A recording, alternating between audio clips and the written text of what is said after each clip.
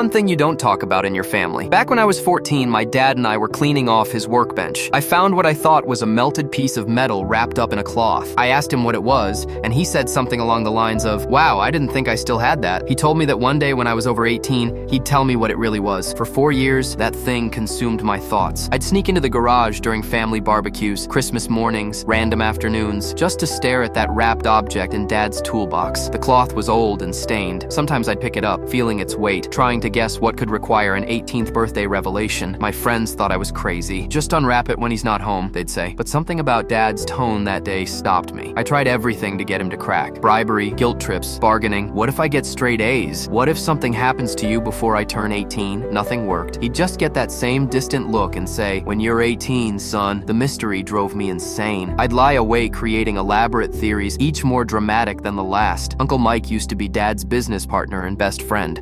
Small construction company, always laughing at family gatherings. Mike was like a second father, teaching me football, sneaking me extra dessert when Mom wasn't looking. Then when I was 8, Mike just disappeared. No goodbye, no explanation. When I'd ask, Mom would get this weird look and change the subject. Dad would mumble about Mike moving to Arizona. Our house changed after Mike left. Dad started locking the garage at night. He'd get jumpy whenever someone knocked on the door. Mom would find him staring out the kitchen window at 3 a.m., just watching the street. They thought I didn't notice, but kids pick up on everything. Years passed. No Christmas cards, no phone calls, like he'd vanished. But sometimes I'd catch Dad staring at old photos of them together. The morning after my 18th birthday, I cornered him in the kitchen. "Today's the day, Dad." He set down his coffee with shaking hands. "You sure you want to know? Some things, once you know them, you can't unknow them." I nodded, heart pounding. He disappeared into the garage and came back with that familiar bundle. We sat at the kitchen table as he slowly began unwrapping it. His hands were trembling. "This is about Mike," he said quietly, "about why he really disappeared." The cloth fell away, revealing something jagged and twisted. Mike and I were doing well with the business, but Mike started getting greedy, skimming money from job sites, overcharging clients. I kept covering for him, thinking he'd straighten out. Dad's voice got quieter. One night, Mike showed up here, completely drunk, eyes wild. "Your mom had just put you to bed upstairs." He was demanding I sign over my half of the company. I stared at the twisted metal. I told him he was drunk and needed to leave. That's when he pulled this crowbar from his jacket, said if I didn't sign, he'd make sure I couldn't run any business ever again. Dad picked up the mangled piece of metal. He swung at my head. I ducked, and it hit the kitchen counter. We fought. I managed to grab it from him, but he kept coming. His voice cracked. "He was threatening to hurt you and your mother. So when he lunged at me one more time,